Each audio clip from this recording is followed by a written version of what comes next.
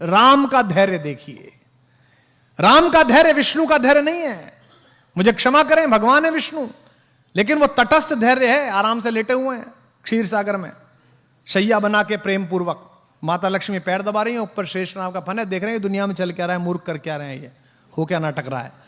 राम का धैर्य तो जीवित रहते हुए उसी व्यवस्था का धैर्य है। राम को प्रोवोक करने की एक हरकत दुनिया नहीं छोड़ी।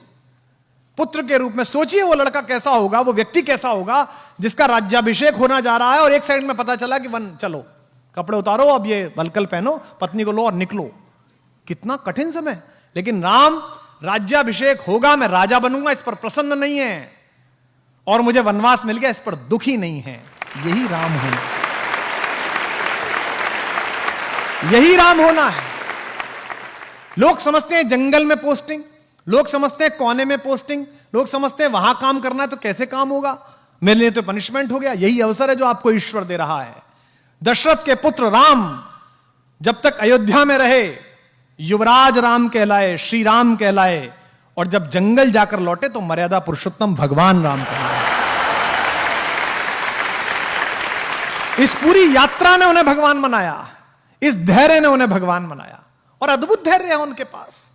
उनका अपमान करके कोई चला जाता है, वो धैर्य के साथ मुस्कुराते रहते हैं।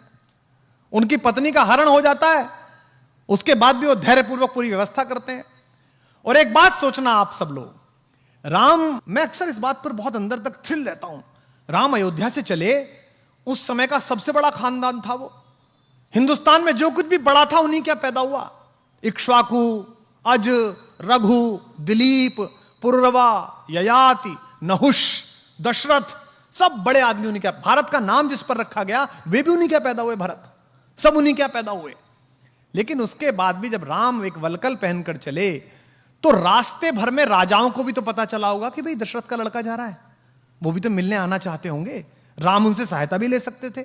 जिस पंचवटी में मां सीता का हरण हुआ है वो तो उनकी नंदसाल के बिल्कुल बगल में है, कौशल प्रदेश में, रायपुर में, वो बिल्कुल बगल में थे। वो अपने नाना से कह सकते थे, अपने मामा से कह सकते थे कि साहब आप जरा मेरी सहायता करो, मेरी पत्नी का अपहरण हो गया, सेना दे दो जरा, मैं चलूंगा। उन्होंने ऐसा नहीं किया। उन्होंने एक भी राजा को अपने साथ नहीं लिया। उन्होंने रास्ते भर आप जैसे और हम जैसे लोगों को साथ लिया। किनको? सामान्य वंचितों को, दलितों को। उन्होंने वनवासियों को साथ लिया, उन्होंने मल्लाहों को साथ लिया, उन्होंने मां शबरी का आशीर्वाद लिया, उन्होंने केवट को साथ लिया, उन्होंने वंचित सुग्रीव को गले लगाया, क्योंकि वो जानते थे कि जिस अनाचार से वो लड़ने के लिए जा रहे हैं वहां धनिकों की और राजाओं की नहीं, सदाचार की आवश्यकता पड़ेगी, वहां आत्मा की दीप्ति की आवश्यकता पड़ेगी। तो राम का यह धैर्य ही उन्हें विजेता बनाता है। भाई रावण को तो बाली हरा चुका था पहले, आपने कहानी सुनी होगी। रावण को तो शहसबाहु भी हरा चुका था। रावण कोई ऐसा अर्जेंटीना नहीं था, ऐसा ब्राजील नहीं था कि हराना मुश्किल था। उसको तो हरा चुके थे दोनों। बाली तो उसको अपने बगल में दबाकर और उसने किले की दीवार का चक्कर लगा दिया था बाली ने। जब हनुमान को बांधा है और हनुमान से रावण ने कहा कि तू मुझे जानता नहीं मैं कौन हूं, तो हनुमान ने क्या कहा? हाँ जानता हूं, वो बाली वाला, मैंने सुना था आपकी लड़ाई बहुत, परिचय मेरा आपसे।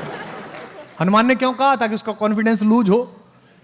लेकिन भगवान जब बाली और सुग्रीव के जनपद में पहुंचे तो उन्होंने बाली का साथ नहीं दिया, उन्होंने वंचित को चुना। वो उसके साथ खड़े रहे जिसका अधिकार छीना गया, जिसका राज्य छीना गया, जिसकी पत्नी तारा का बलात् अपहरण किया गया है, और उन्होंने बाली का वध किया। जबकि बाली भी उनका प्रशंसक था, उनका भक्त था। मरते समय बाण लगने के बाद प्रणाम की मुद्रा में बाली ने पूछा है भगवान से, मैं बैरी सुग्रीव प्यारा, अवगुण कवन नाथ मुहि मारा। मैं बैरी हो गया, सुग्रीव आपका प्यारा हो गया, मुझ में ऐसा कौन अवगुण था मुझे मार दिया? तो राम ने उसको उत्तर दिया कि अनुज वधु भगिनी सुत नारी, छोटे भाई की पत्नी, भगिनी बहन, सुत नारी बेटे की पत्नी, सुन सठ कन्या सम ए चारी। हे मूर्ख, ये चारों बेटी के बराबर होती हैं। इन्हें कुदृष्टि बिलो कहीं जो है, इन्हें गंदी दृष्टि से जो देखता है उसका वध करने में पुण्य मिलता है, पाप नहीं होता है। ये उसको उत्तर दिया उन्होंने भगवान। अगर भगवान की विजय अपने लिए होती, अगर धैर्य ना होता तो वो बाली को लेकर चल देते। बाली हरा चुका था, उन्होंने कहा नहीं बाली तू नहीं चाहिए, तू नालायक है, तूने इस छोटे भाई को मारा है, इसकी पत्नी का हरण किया, मैं तेरा तो वध करूंगा, ये वंचित है, इसे लेके चलूंगा। तो राम ने क्या किया? राम के साथ जितने लोग हैं, राम का धैर्य अद्भुत है। और यहां जो अध्यापक है उनसे निवेदन है, राम की लीडरशिप क्वालिटी अद्भुत है। राम ऐसे ही राम नहीं बने हैं। मत पड़िए हिंदू होकर, इस परिसर में बहुत सारे इस्लाम मतावलंबी हमारे दोस्त बैठे होंगे और किसी जाति धर्म के लोग बैठे होंगे, कहानी की तरह पढ़िए और फिर देखिए कि राम जैसा लीडर कहीं नहीं है। वो उस व्यक्ति की क्वालिटी को डेवलप करते हैं, उसे इंस्ट्रक्ट नहीं करते। उन्होंने सुग्रीव की क्वालिटी को डेवलप किया। एक ऐसा डिप्रेस आदमी जिसकी पत्नी का हरण हो गया, जिसका राज्य छीन लिया गया, भाई ने लात मार के भगा दिया, उसको उन्होंने कल्टीवेट किया और सुग्रीव महारथी के रूप में बना और उस युद्ध में सुग्रीव की महत्वपूर्ण भूमिका रही। जिस समय हनुमान लंका के लिए रवाना हुए, आप रामचरितमानस पढ़िए, अध्यात्म रामायण पढ़िए, श्रीमद् वाल्मीकि रामायण पढ़िए, कंबन की रामायण पढ़िए, कहीं नहीं लिखा हुआ कि उन्होंने हनुमान से क्या कहा कि तुम क्या करना। आज हम कितने फ्रस्ट्रेटेड हैं। आज हम लीडरशिप डेवलपमेंट की बात करते हैं, हम ड्राइवर को एक जगह भेजते हैं सामान लेने के लिए, 5 बार बताते हैं उसे, क्योंकि हमें उस पर भरोसा नहीं है। हम उसकी लीडरशिप डेवलप नहीं होने देना चाहते। राम लीडरशिप डेवलप करते हैं। राम ने हनुमान को नहीं बताया कि तुम्हें वहां जाके क्या करना है, उन्होंने कहा बस जाकर देख कर आओ कि सीता कैसी है, कहां है, और उन्हें आश्वस्त करके आओ कि मैं आऊंगा। 2 बातें। इसके बाद का जो पूरा घटनाक्रम है, छोटा सा रूप बनाना, अंदर जाना, लंकिनी को मारना, मां सीता को वो मुद्रिका देना, फल खाना, खुद ही गिरफ्तार हो जाना, आग लगा देना। आग लगाना मतलब वो राम का विजिटिंग कार्ड दे के आए। हाँ, मतलब बता के आए वो कि जो आ रहा है हम उसका कार्ड है। मैनेजमेंट का बेस्ट उदाहरण है हनुमान। एम्प्लॉयर का 1 रुपया खर्च नहीं कराते वो, 1 पैसा नहीं। भगवान ने कहा कि वहां जाओ, खुद ही टेक ऑफ, खुद ही लैंडिंग, और सारा पैसा हनुमान का, उसका रावण का। भाई हनुमान जबरदस्ती गिरफ्तार हुए स्वयं में देखने के लिए कि कौन है, तो कहा गया भाई इसकी बानर को पूंछ से बहुत प्यार होता है, इसकी पूंछ पे कपड़ा बांध दो। कपड़ा किसका? रावण का। बोले इस पे तेल लगाओ, तेल किसका? रावण का। जली किसकी?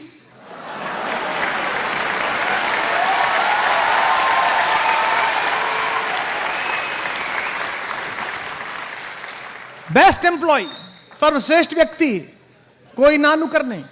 भगवान राम के जीवन में जो 2 कठिन समय आए, उन दोनों में उन्होंने ही पार लगाई। उनसे कहा गया कि भाई मेरा भाई ये बीमार है, सोचो राम पर कैसी बीती होगी। भगवान राम के जीवन का सबसे कठिन रात वो है जब उनके भाई को मूर्छा आई। उस रात राम कितने भी ईश्वर हो, मनुष्य रूप में जी रहे थे, मन में ये तो आई होगी यार अयोध्या जाके क्या कहूंगा, पत्नी कहां अपहरण हो गया, भाई कहां युद्ध में मारा गया। ऐसे समय में हनुमान काम आए और हनुमान गए, वहां कंफ्यूजन हो गया कि कौन सी संजीवनी बूटी, मेडिकल स्टोरी ले आए पूरा।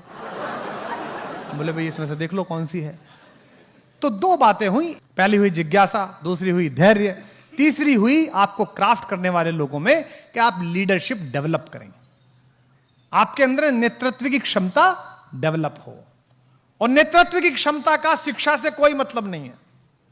मैंने निजी रूप से जाना है, मैंने एक बहुत कम शिक्षित 5वीं पास व्यक्ति के साथ आंदोलन किया है उनके नेतृत्व में, और मैंने तथाकथित एक बहुत बड़े पढ़े लिखे के साथ राजनीति करी है।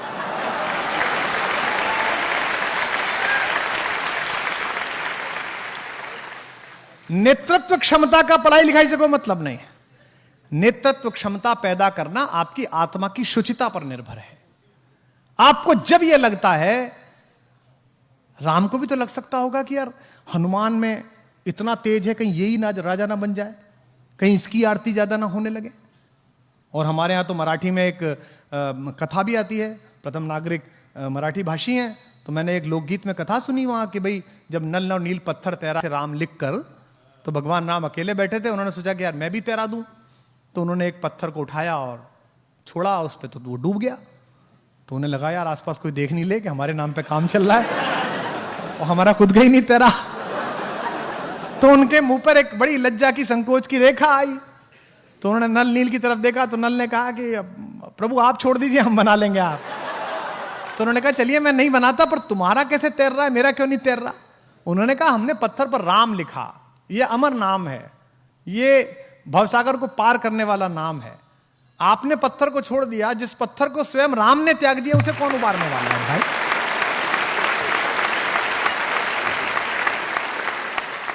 तो लीडरशिप इस बात से निर्भर होती है कि आप इस बात में कितना विश्वास करते हैं कि ईश्वर द्वारा तय किया गया मेरा भाग्य किसी मनुष्य के निपटाने से, खत्म करने से, बढ़ाने से ना बढ़ेगा ना घटेगा। मैं जीवन में कई बार पराजय देखा हुआ व्यक्ति हूं और कई तथाकथित विजयों का भी साक्षी हूं। मैं साफ रूप से मानता हूं कि आपकी विजय, आपकी पराजय स्वयं आपकी क्षमता, प्रतिभा और उसके बाद प्रारब्ध पर निर्भर करती हैं। पृथ्वी पर कोई मनुष्य नहीं बना जो आपको पराजित कर सके, आपको विजयी बना सके।